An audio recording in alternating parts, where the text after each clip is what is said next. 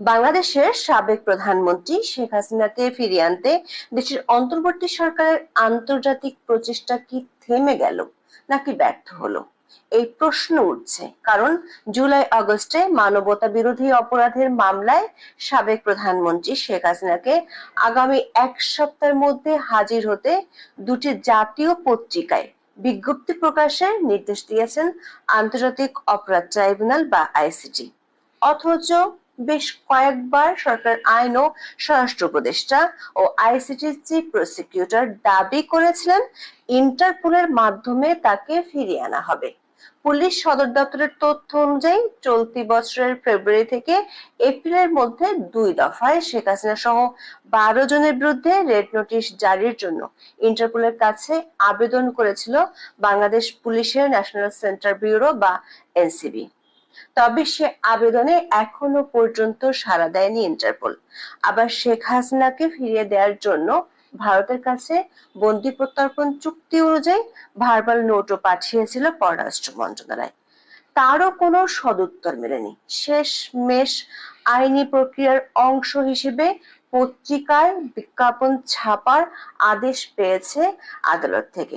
বিস্তারিত জানতে চলুন যাওয়া যাক বিশ্লেষণ। 24শে জুলাই আন্দোলন দমানোর চেষ্টায় মানবতা বিরোধী অপরাধের 5টি অভিযোগ আমলে নিয়ে সাবেক প্রধানমন্ত্রী শেখ হাসিনা এবং সাবেক স্বরাষ্ট্রমন্ত্রী আসাদুজ্জামান খান কামালের বিরুদ্ধে গত 1 জুন গ্রেপ্তারি পরোয়ানা জারি করে ট্রাইব্যুনাল। তাদের গ্রেপ্তার করা গেল কিনা সে বিষয়ে প্রসিকিউশন 16 জুন অগ্রগতির প্রতিবেদন তুলে ধরে।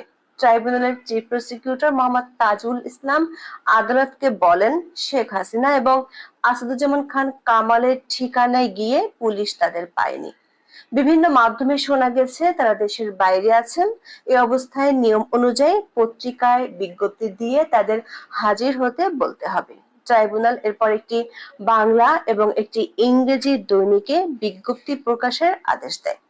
1 সপ্তাহের মধ্যে তাদের ট্রাইব্যুনালে হাজির হওয়ার নির্দেশ দেওয়া হবে ওই বিজ্ঞপ্তিতে। এ বিষয়ে পরবর্তী আদেশের জন্য 24শে জুন তারিখ রেখেছে আদালত। নিয়ম অনুযায়ী এর পরের ধাপে 2 অভিযুক্তকে পলাতক দেখিয়ে তাদের বিরুদ্ধে অভিযোগ গঠন করা হবে এবং তাদের বিরুদ্ধে আনা মানবতা বিরোধী অভিযোগের আনুষ্ঠানিক বিচার শুরু হবে। দর্শক, শেখ হাসিনা সহ আওয়ামী লীগের একাধিক নেতাকে বিদেশ থেকে ফিরিয়ে আনার জন্য সরকারের চেষ্টার কথা শোনা যাচ্ছিল গত বছর অগস্ট থেকে। এর মধ্যে সবচেয়ে বেশি শোনা গিয়েছিল তাদেরকে দেশে ফেরাতে ইন্টারপোলের মাধ্যমে রেড নোটিশ জারি করা হবে। আইন উপদেষ্টা আসিফ নজরুল 2 বার, স্বরাষ্ট্র উপদেষ্টা জাহাঙ্গীর আলম চৌধুরী 1 বার এবং আইসিটির চিফ প্রসিকিউটর তাজুল ইসলাম 2 বার এই কথা সাংবাদিকদের বলেছিলেন। প্রথমে বলেছিলেন আইন উপদেষ্টা। 2024 সালের 10 নভেম্বর আইসিটি সংস্কার কাজ দেখতে গিয়ে তিনি বলেছিলেন শেখ হাসিনাকে দেশে ফেরাতে ইন্টারপোলের মাধ্যমে রেড নোটিশ জারি করা হবে। তার 2 দিন পর ট্রাইব্যুনালের চিফ প্রসিকিউটর বলেছিলেন এ বিষয়ে পদক্ষেপ নিতে আইজিপিকে চিঠি দেওয়া হয়েছে। 22 ডিসেম্বরও তিনি একই কথা বলেন। সবশেষ গত 10ই মে ইন্টারপোলের মাধ্যমে সাবেক প্রধানমন্ত্রী শেখ হাসিনাকে দেশে ফিরিয়ে আনার চেষ্টা চলছে বলে জানিয়েছিলেন স্বরাষ্ট্র উপদেষ্টা। বাংলাদেশ পুলিশের ন্যাশনাল সেন্টার ব্যুরো বা এনসিবি থেকে পাওয়া তথ্যে জানা গেছে সাবেক প্রধানমন্ত্রী শেখ হাসিনা সহ 12 জনের বিরুদ্ধে রেড নোটিশ জারির জন্য আন্তর্জাতিক পুলিশ সংস্থা ইন্টারপোলের কাছে 3টি আলাদা ধাপে আবেদন করা হয়েছে। শেখ হাসিনা সহ যাদের বিরুদ্ধে রেড নোটিশ জারির আবেদন করা হয়েছে তারা হলেন সাবেক মন্ত্রী ওবায়দুল কাদের, আসাদুজ্জামান খান কামাল, আকমা মোজাম্মেল হক, হাসান মাহমুদ, জাহাঙ্গীর কবির নানক, মহিবুল হাসান চৌধুরী নওফেল, সাবেক mayor Sheikh Fazle Noor Taposh, major general Tariq Ahmed Siddique, সাবেক প্রতিমন্ত্রী নসরুল হামিদ, আলী আরাফাত ও সাবেক আইজিপি বেনজির আহমেদ। পুলিশ সদর দপ্তর সূত্রে জানা গেছে আদালত, প্রসিকিউশন ও তদন্ত সংস্থার অনুরোধের পরিপ্রেক্ষিতে পুলিশ সদর দপ্তরের এনসিবি শাখা ইন্টারপোলে রেড নোটিশ জারির আবেদন করে থাকে। শেখ হাসিনা সহ যে 12 জনের বিরুদ্ধে রেড নোটিশ জারির আবেদন করা হয়েছে তাদের মধ্যে বেনজির আহমেদের বিরুদ্ধে করা আবেদনের আর্থিক অপরাধের অভিযোগ তুলে ধরা হয়েছে। অন্যদের বিরুদ্ধে করা আবেদনে মানবতা বিরোধী অপরাধে জড়িত থাকার তথ্য উপাত্ত যুক্ত করা হয়েছে। শেখ হাসিনা ও বেনজির আহমেদ ছাড়া অন্য 10 জনের বিরুদ্ধে এনসিবি থেকে ইন্টারপোলের কাছে আবেদন করা হয় 10 এপ্রিল। বেনজিরের বিরুদ্ধে রেড নোটিশ জারি করতে ইন্টারপোলের কাছে আবেদন করা হয় চলতি বছরের ফেব্রুয়ারি মাসে। এর আগে দুদকের আবেদনের পরিপ্রেক্ষিতে ঢাকার একটি আদালত বেনজিরের বিরুদ্ধে রেড নোটিশ জারির জন্য ব্যবস্থা নিতে নির্দেশ দেন। এনসিবি যে 12 জনের বিরুদ্ধে রেড নোটিশ জারির আবেদন করেছে তাদের প্রত্যেকের বিরুদ্ধে বাংলাদেশের আদালত থেকে বিভিন্ন মামলায় ওয়ারেন্ট বা গ্রেফতারি পরোয়ানা রয়েছে। ইন্টারপোল যেসব ব্যক্তির বিরুদ্ধে রেড নোটিশ জারি করে তা তাদের ওয়েবসাইটে প্রকাশ করে। 16 জুন রাত 10টা পর্যন্ত ইন্টারপোলের ওয়েবসাইটে গিয়ে দেখা যায় মোট 6,665 জনের বিরুদ্ধে রেড নোটিশ জারি করা আছে। এর মধ্যে 61 জন বাংলাদেশি। তবে রেড নোটিশ জারির জন্য ইন্টারপোলের কাছে সম্প্রতি আবেদন করা 12 জনের কারো নাম তালিকায় নেই। এর অর্থ হলো গত 5 মাসেও বাংলাদেশের অন্তর্বর্তী সরকার আবেদন আমলে নেয়নি ইন্টারপোল। প্রশ্ন হলো কেন? পুলিশ সদর দপ্তরের একাধিক কর্মকর্তা বলছে ইন্টারপোল যে এই আবেদন আমলে নেবে না সেটি সরকার জানতো, কারণ কোনো রাজনৈতিক ব্যক্তির বিরুদ্ধে ইন্টারপোল রেড নোটিশ জারি করতে পারে না।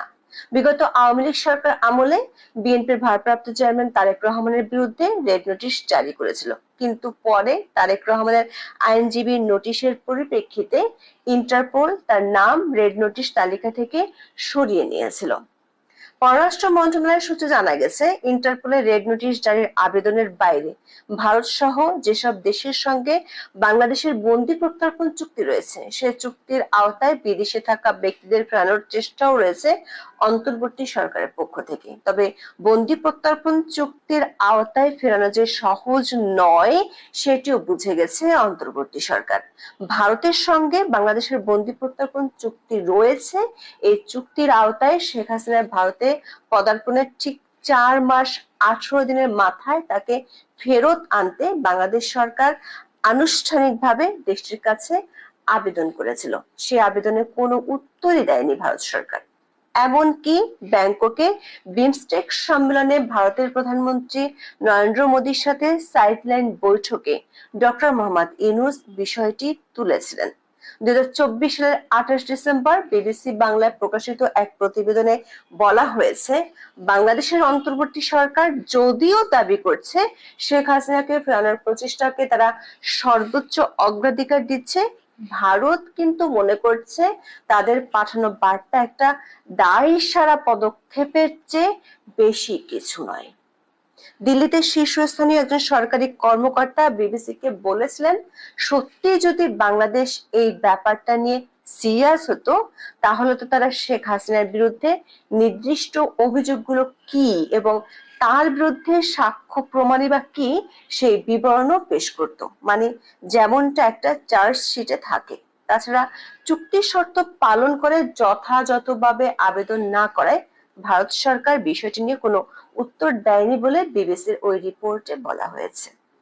ইন্টারপোল এবং ভারত সরকার দুটো থেকে হতাশ হলেও আইসিটিতে শেখ হাসিনার বিরুদ্ধে আনা অভিযোগের শুনানি চলছে।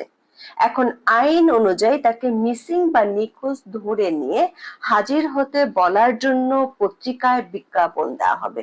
প্রশ্ন হলো যেখানে দেশে বিদেশে সবাই জানে শেখ হাসিনা ভারতে আছেন সেক্ষেত্রে মিসিং বা নিখোঁজ হিসেবে ধরে নেওয়া কি ঠিক হবে?